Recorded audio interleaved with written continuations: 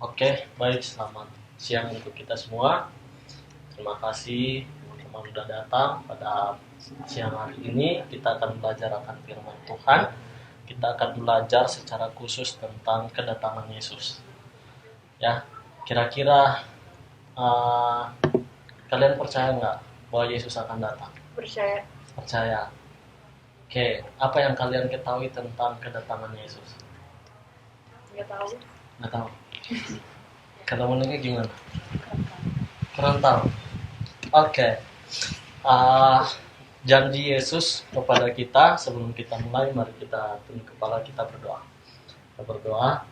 Bapa kami di surga, terima kasih banyak ya Tuhan untuk waktu yang indah pada siang hari ini.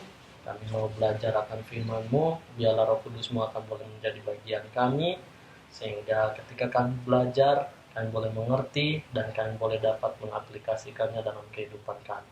Dalam nama Tuhan Yesus kami berdoa, amin. Oke, berbicara mengenai kedatangan Yesus, tentunya ini merupakan harapan daripada orang Kristen. Bukan hanya di orang Advent, tapi semua orang Kristen harapannya adalah Yesus akan segera datang. Ya, itulah yang dinanti-nantikan oleh umat-umat Tuhan. Ya, kalau nggak Tuhan datang, ya ngapain lah kita kan? Ya nggak ada harapan. Jadi inilah tujuan kita, ya, bahwa harapan kita adalah tentang kedatangan Tuhan yang kedua kali. Nah, namun kita akan belajar. Yesus pernah memperingatkan kepada murid-murid bahwa sebelum dia datang yang kedua kali, dia memperingatkan sesuatu kepada murid-murid. Oke, mari kita buka Alkitab kita di dalam Matius pasal 24.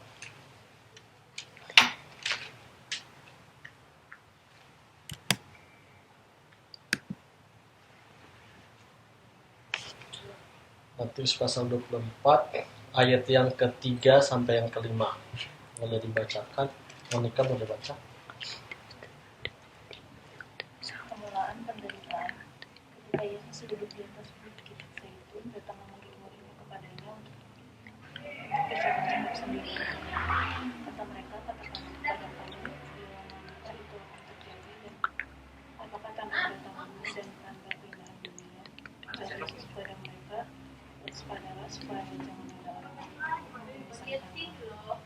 Sebab banyak orang akan datang menurunkan namaku dan berkata akulah Mesias, dan mereka akan menyesatkan banyak orang. Oke. Jadi di sini kita bisa melihat murid-murid datang kepada Yesus untuk berdiskusi secara khusus, berbicara mengenai kalau nanti Yesus datang, kira-kira apa sih tandanya gitu. Ya. Nah, di ayat yang Yesus sebenarnya mereka minta tanda, tapi Yesus memberikan sebuah jawaban yang mungkin agak kurang masuk akal. Yang ditanya apa, jawabnya apa. Nah, ngerti ya? Oke, coba kita perhatikan di ayat yang keempat, Yesus kasih tahu tanda kedatangannya, dibilang seperti ini. Jawab Yesus kepada mereka, waspadalah supaya jangan ada orang yang menyesatkan kamu. Jadi dibandingkan Yesus kasih tahu tanda, dia kasih tahu bahwa akan ada penyesatan. Nah, penyesatannya apa? Di ayat yang kelima dibilang, sebab banyak orang akan datang dengan memakai namaku dan berkata apa? Akulah Mesias, dan mereka akan menyesatkan banyak orang. Jadi di akhir zaman ini, sebelum Yesus datang yang kedua kali, akan banyak penyesat.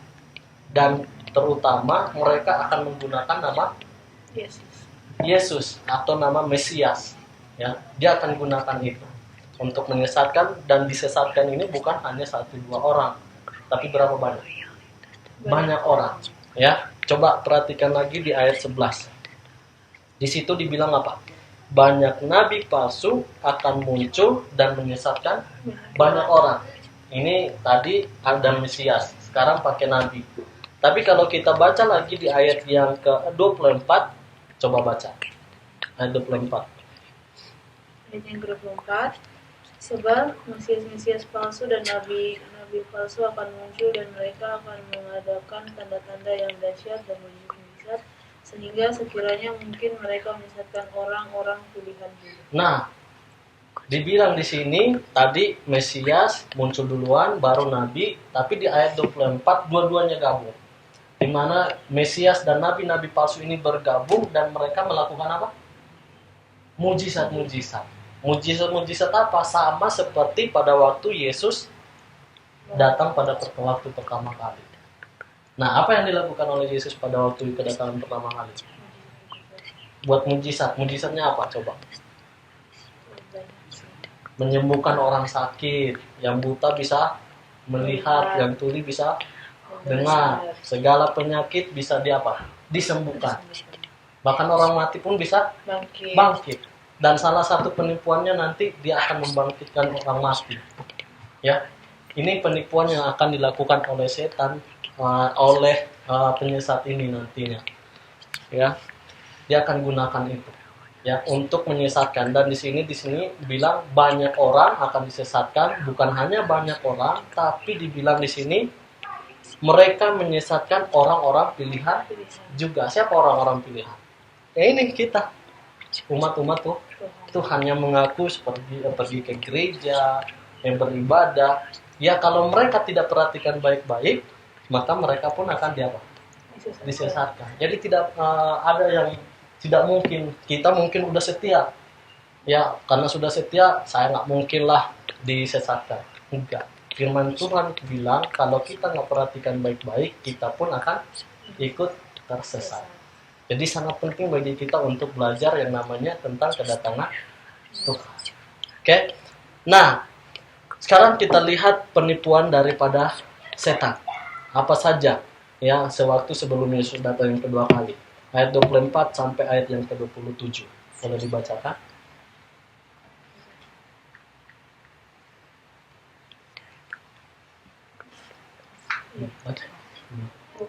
Ya. Yang ke-27.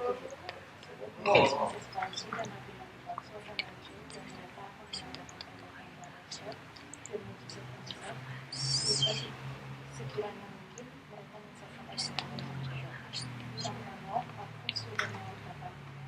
terlebih dahulu kepadamu. Jadilah segala orang berkata kepadamu, lihat dia ada di padang gurun, janganlah kamu pergi ke situ. Lihat dia ada di jalan gurun, janganlah kamu ke sana.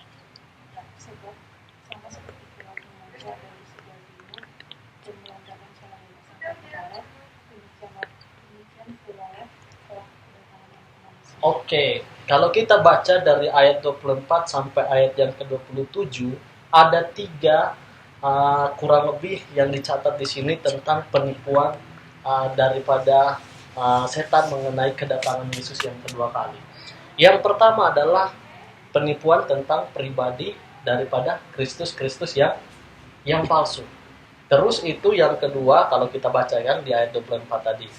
Terus yang kedua kalau kita baca di situ di ayat yang ke-23, lihat Mesias ada di sini atau Mesias ada di sana, jangan kamu percaya, yaitu tentang tempat. Ya, tempat di mana dia akan menampilkan dirinya. Oh, Mesias ada di sana, Mesias ada di sini. Ya. Misalnya contoh misalnya kita dengar televisi kan, ada berita bahwa Yesus ada di Jakarta. Ya. Kira-kira apa yang akan kita katakan? Apakah itu benar? Bisa mungkin ya. Nah, ini salah satu penipuan daripada setan. Dibilang di sini sama Alkitab, ketika ada orang yang mengatakan seperti itu, Mesias ada di Jakarta atau mungkin ada di Amerika atau mungkin ada di sini. Di sini dibilang ayat 23 apa? Jangan kamu percaya. Oke? Bisa paham? Jangan percaya. Nanti kita akan lihat apa bukti-bukti yang harus kita pegang nanti supaya kita tidak tertipu. Dan yang ketiga, penipuan tentang cara kedatangan Yesus. Ya, cara kedatangan Yesus dibilang ada yang bilang rahasia. Hanya antara Monica dengan Tuhan yang tahu. Ya, itu mereka bilang kedatangannya secara rahasia. Tapi apakah benar seperti itu bahwa kedatangan Tuhan datang secara rahasia? Baik, kita akan bahas. Nah, bahas seberapa yakinkah kita akan kedatangan Tuhan?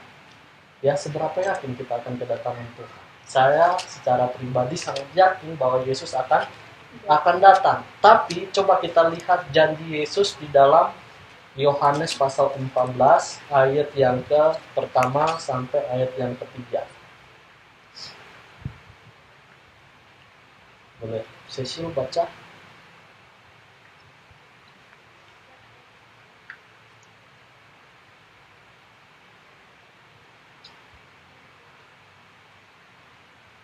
Ayat 1 sampai.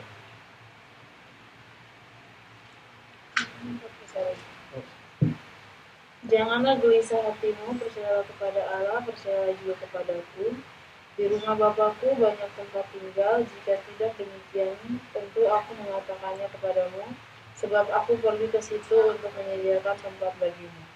Dan apabila aku telah pergi ke situ dan telah menyediakan tempat bagimu, aku akan datang kembali dan membawa kamu ke tempatku, supaya di tempat di mana aku berada, kamu pun berada. Oke, ini siapa yang berkata-kata? Tuhan Yesus. Yesus bilang, dia sebelum dia mau terangkat ke surga, dia bilang sama murid-muridnya, gak usah kalian gelisah. Saya pergi ke sana, yaitu ke surga, sama menyediakan tempat bagi kalian. Ya, kalau sudah saya siapkan, saya akan datang lagi. Ya, saya akan datang lagi, dan di tempat di mana aku berada nanti, saya jemput kalian untuk hidup sama-sama dengan saya. Nah, itu yang Yesus bilang. Kalian aminkan nggak ayat ini? Kalau saya pribadi sangat mengaminkan. Ketika Yesus berjanji, dia bilang pasti dia akan apa? Genapi. Tidak pernah Tuhan tidak pernah apa? Kalau dia sudah janji, pasti dia akan apa? Lakukan. Ya, walaupun mungkin sampai sekarang ini kita sedang menunggu, tapi Yesus belum datang. Ya, banyak orang bilang, dari dulu kami sudah dengar bahwa Yesus akan datang, tapi kok sampai sekarang Yesus belum datang. Nah, itulah kita menantikannya dengan iman. Ya, karena Yesus sudah berjanji bahwa di dalam 1 Petrus pasal 1 ayat 9, Yesus tidak pernah berdusta. Dia akan menggenapi janji. Amin. Oke, sekarang kita akan lihat fakta-fakta agar supaya kita tidak tertipu dengan apa yang dikatakan oleh dunia-dunia. Ya, supaya kita nggak tertipu. Yang pertama, kita buka di dalam Kisah Para Rasul 1 ayat yang ke-11. Kisah Para Rasul 1 ayat yang ke-11. Monika boleh baca?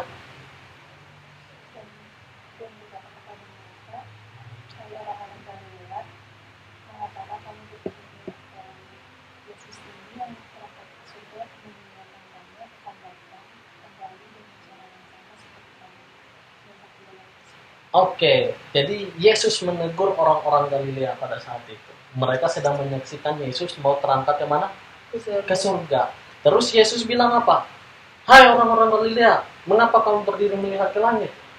Ini malaikat ya, bukan Yesus. Terus dibilang malaikat itu kepada mereka, Yesus ini yang terangkat ke surga meninggalkan kamu akan datang kembali dengan cara yang sama. Jadi dengan cara yang sama dalam arti pada waktu Yesus terangkat ke surga, dia akan datang juga sama seperti itu. Ya, artinya apa? Jadi kita bisa melihat di sini bahwa kedatangan daripada Yesus ini akan menjadi sebuah peristiwa yang literal.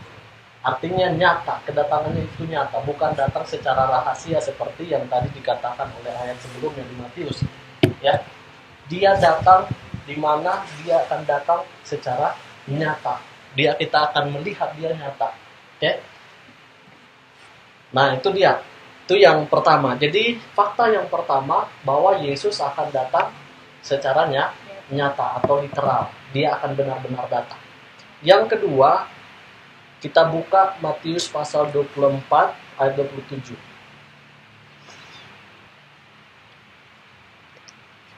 Matius pasal 24 ayat yang ke-27.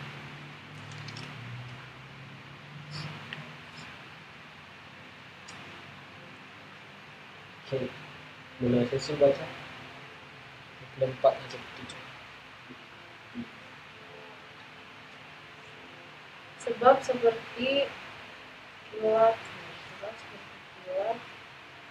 memancarkan dari sebelah timur dan melemparkan cahayanya sampai ke barat, demikian pula lah kelak kedatangan anak manusia. Ayat 8. Dari mana ada bangkai, di situ burung nazar berkerumun. Oke, yang kedua kita bisa lihat di ayat ini, ketika misalnya contoh nih, ada 100 orang di sini, ada petir. Kira-kira yang dengar petir itu berapa orang? Apakah ini 50 orang? Semua orang akan mendengar kilat tersebut. Demikian juga kedatangan Yesus yang kedua kali, ya, semua orang akan mendengar kedatangan Yesus, ya. Nah, lebih ininya lagi, kita coba buka di dalam Wahyu pasal 1 ayat 7. Lebih jelasnya Wahyu pasal 1 ayat 7.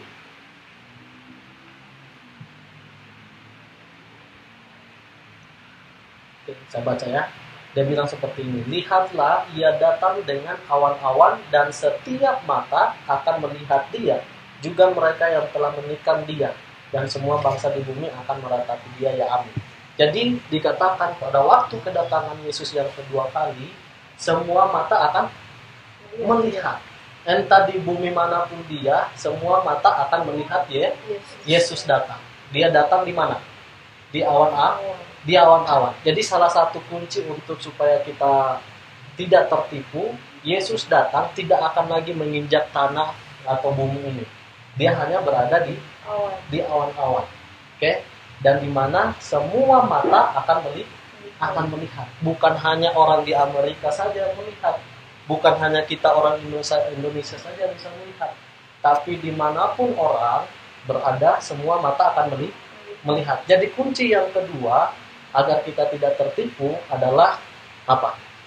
Peristiwa kedatangan Yesus yang kedua kali itu merupakan peristiwa yang terlihat. Yang pertama tadi apa? Peristiwa yang literal atau nyata. Yang kedua apa? Terlihat. Oke, sekarang kita pergi ke yang ketiga. Kita buka Mazmur pasal 50 ayat 3.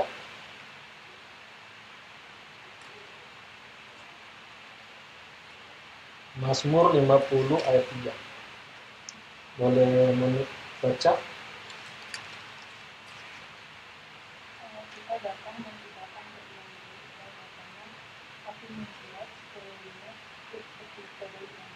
Oke, kedatangan Yesus yang kedua kali dia tidak akan berdiam diri. Jadi pada waktu kedatangan yang kedua kali akan ada sebuah badai yang sangat dahsyat.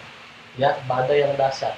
Oke, sekarang kita buka lagi dalam 1 Tesalonika 4 ayat 16. 1 Tesalonika 4 ayat 16.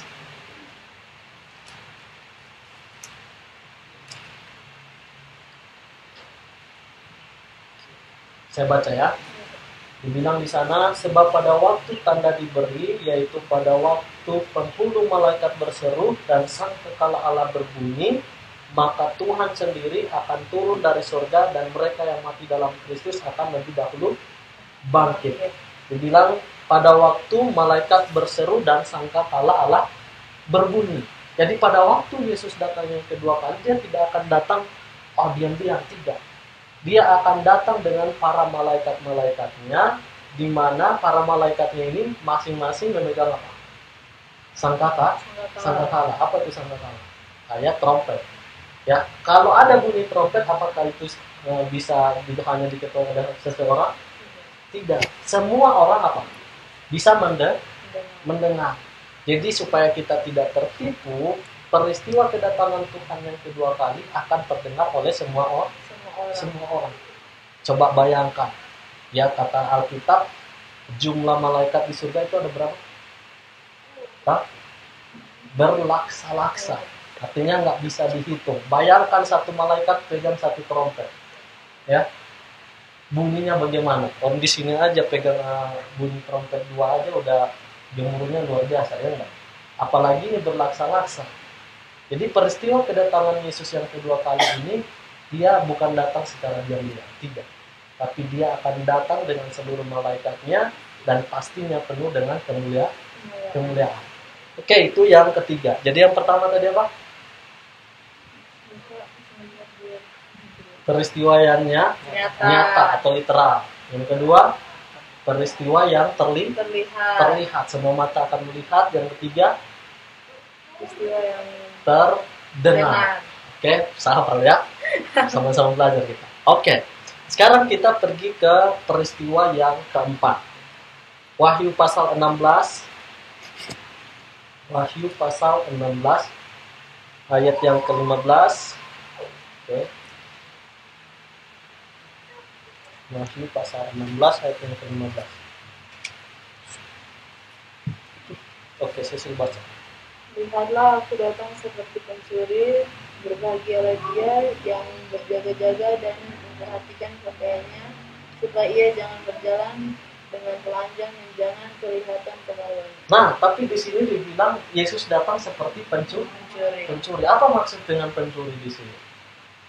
Artinya di sini bukan datang secara diam-diam, tapi kita tidak tahu waktunya kapan. Itu artinya.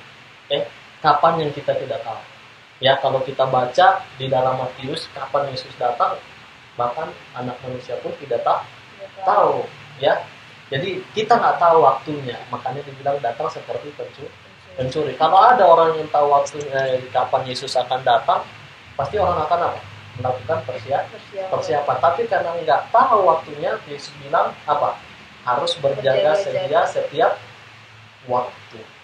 Oke? Nah, ayat yang ke-18. Coba baca.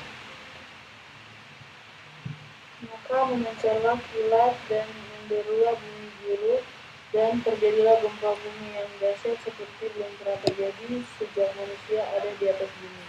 Begitu hebatnya gempa bumi itu. Oke. Ayat yang ke-20. Dan semua pulau hilang lenyap dan tidak ditemukan lagi gunung-gunung. Oke, jadi yang keempat, peristiwa kedatangan yang Yesus yang kedua kali itu akan menjadi puncak daripada alam semesta ini, di mana gempa bumi yang sangat dahsyat akan terjadi. Ya, jadi tidak damai-damai seperti ini. Semua bumi ini nanti akan terpecah-pecah. Ya, gempa bumi. Coba kalau gempa bumi di Aceh aja itu udah ngeri banget. Apalagi pada waktu Yesus datang yang kedua kali. Itu akan menjadi gempa bumi yang belum pernah terjadi. Ya, artinya semua akan dijungkir balikan. Oke. Terus itu dibilang apa? Pulau akan hilangnya. Terus gunung-gunung akan ditutupi. Dia bayangkan nanti pada waktu Yesus datang yang kedua kali. Coba aja membayangkan. Kita nggak akan sanggup untuk menghadapi itu semua. Tapi firman Tuhan sudah memberikan peringatan kepada kita bahwa kedatangan Yesus yang kedua kali itu akan menjadi sebuah puncak daripada alam ini. Ya, semua akan rusak, akan dijungkir balikan. Ya, bayangkan tentang kedatangan Tuhan yang kedua kali. Jadi kita bisa melihat yang keempat, peristiwa itu akan menjadi sebuah puncak daripada alam ini, dunia kita ini. Oke, coba. Pertama, peristiwa yang nyata. Kedua,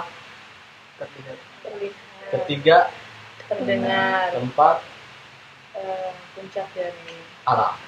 Oke. Sekarang kita lihat peristiwa yang terakhir. Oke, Matius 25 ayat 3. Matius 25 ayat yang ketiga.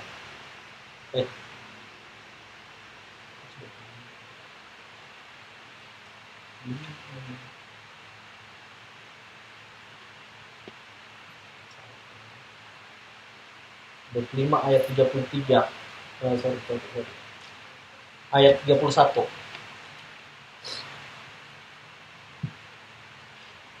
Apabila Anak Manusia datang dalam kemuliaannya dan semua malaikat bersama-sama dengan dia, maka ia akan bersemayam di atas takhta kemuliaannya. Oke, tadi saya sudah sempat singgung tentang kedatangan Yesus. Dia datang ke atas dunia ini, dia tidak datang sendiri. Dia akan datang dengan para malaikat. Pernah nggak melihat malaikat? Nggak pernah. Tapi yang kalian bayangkan malaikat itu seperti apa? bersayap, oke.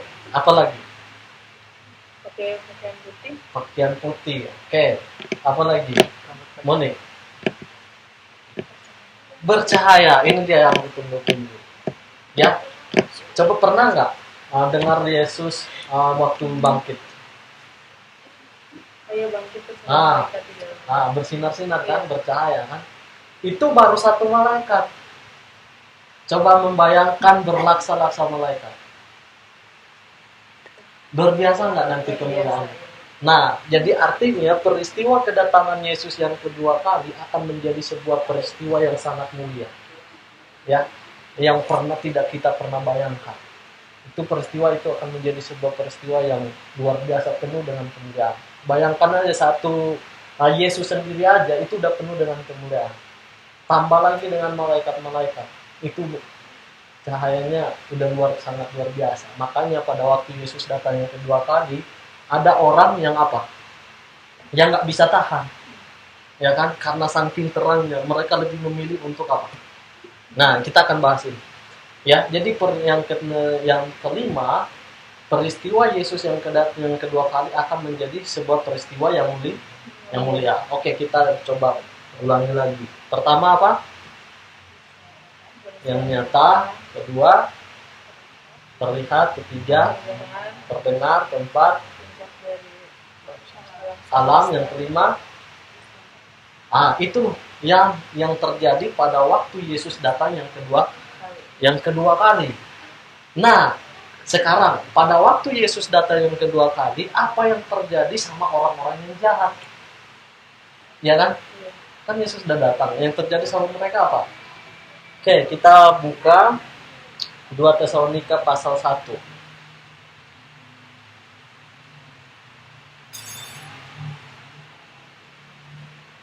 2 Tesalonika pasal 1 ayat 7 sampai 9. Ayat 7. Oke, saya baca ya. Dibilang di sana, dan untuk memberikan kelegaan kepada kamu yang ditindas dan juga kepada kami pada waktu Tuhan Yesus dari dalam surga menyatakan dirinya bersama-sama dengan malaikat-malaikatnya dalam kuasanya di dalam api yang bernyala-nyala. Ayat 8. Dan mengadakan pembalasan terhadap mereka yang tidak mau mengenal Allah dan tidak mentaati Injil Yesus Tuhan kita. Jadi pada waktu Yesus datang yang kedua kali, dia tidak datang hanya menjemput saja, tapi dikatakan di sini akan mengadakan pembalasan kepada mereka yang tidak menaati Injil. Injil ini udah dikasih kepada orang. Seperti contoh, saya kasih tahu ke Cecil, Demonik, ya, dan kita semua lah. Ya dikasih tahu.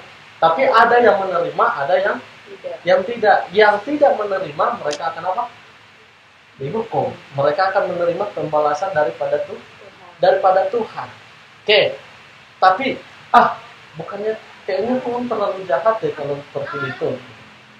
Tapi apakah Tuhan yang membalaskan itu? Oke, coba baca di dalam Wahyu 6 ayat yang ke-14 sampai 17. Oke, sudah di sana. Wahyu 6 ayat yang ke-14 sampai yang ke-17. Oke, ini yang saya kasih tahu tadi. Saya baca ya. Dibilang di sana, maka menyusutlah langit bagaikan gulungan kitab yang digulung, dan tergeserlah gunung-gunung dan pulau-pulau dari tempatnya, dan raja-raja di bumi dan pembesar-pembesar serta perwira-perwira dan orang-orang kaya serta orang-orang berkuasa dan semua budak serta orang merdeka bersembunyi ke dalam gua-gua dan celah-celah batu karang di gunung. Kenapa mereka bersembunyi? Ayat yang ke-16. Dan mereka berkata kepada gunung-gunung dan kepada batu-batu karang itu, runtuhlah menimpa kami dan sembunyikanlah kami terhadap dia. Siapa dia ini? Yesus. Yang duduk di atas takhta dan terhadap murka anak domba. Lihat, bayangkan, sebenarnya bukan Tuhan membalaskan pembalasan kepada mereka, tetapi mereka sendirilah yang memilih untuk tertimpa sama batu-batu sama gunung-gunung. Kenapa? Karena mereka tidak tahan terhadap kemuliaan Tuhan. Bayangkan aja kalau Tuhan ada di sini, ada ayat yang mengatakan Tuhan itu sama seperti api yang menghanguskan. Ya, kalau Tuhan ada langsung hangus kita. Kenapa hangus? Karena dosa tidak tahan di hadapan Tuhan. Nah itulah kenapa Tuhan sebenarnya bukan membalas, tapi kita sendiri yang tidak mampu untuk menghadapi kemuliaan itu. Oke, itulah yang terjadi sama orang jahat. Mereka akan mengalami yang namanya kematian. Jadi pada waktu Yesus datang yang kedua kali, orang-orang yang jahat ini akan mati. Terus bagaimana dengan orang yang benar? Oke, orang-orang yang benar. Kembali ke 1 Tesalonika 4 ayat yang ke 1 Tesalonika 4 ayat yang ke 16 dan 17 tadi. Coba sesi baca.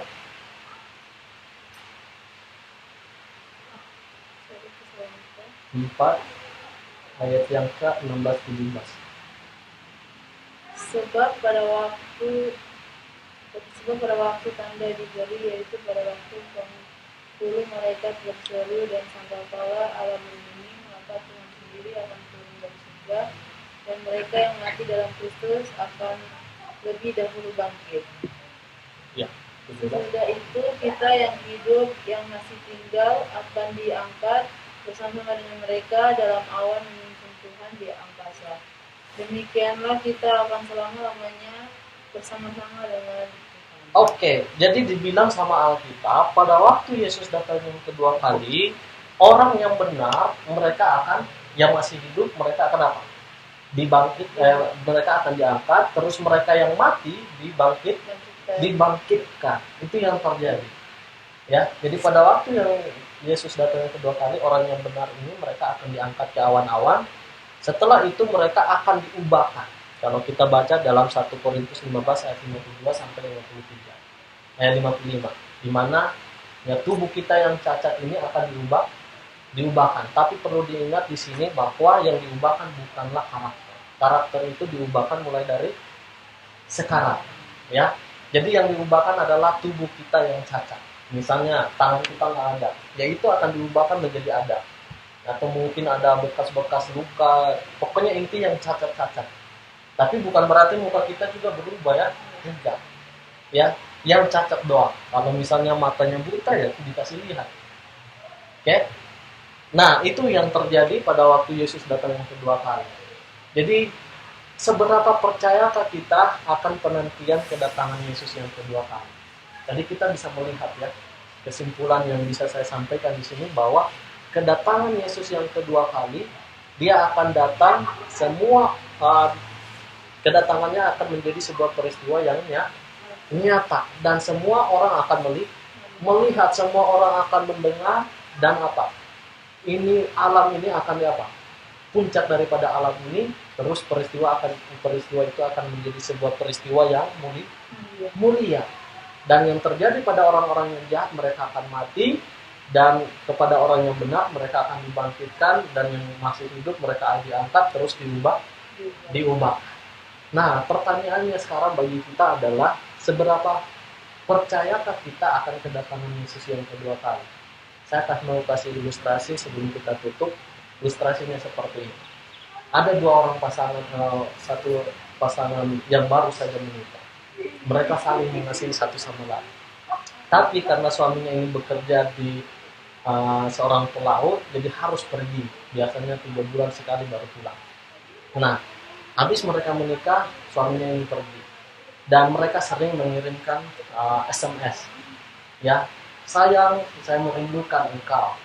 Nah, istrinya ini datanglah kepada teman-temannya. Wah, saya sangat senang sekali sama suami saya. Dia selalu mengirimkan SMS kepada saya bahwa saya akan segera datang. Ya, terus istrinya ini bilang sama teman-temannya. Dia bilang seperti ini. Saya sangat senang, tapi saya rindu dia jangan cepat-cepat pulang. Kira-kira apakah istrinya ini mengasihi Tuhan? Mengasihi suaminya? Tidak.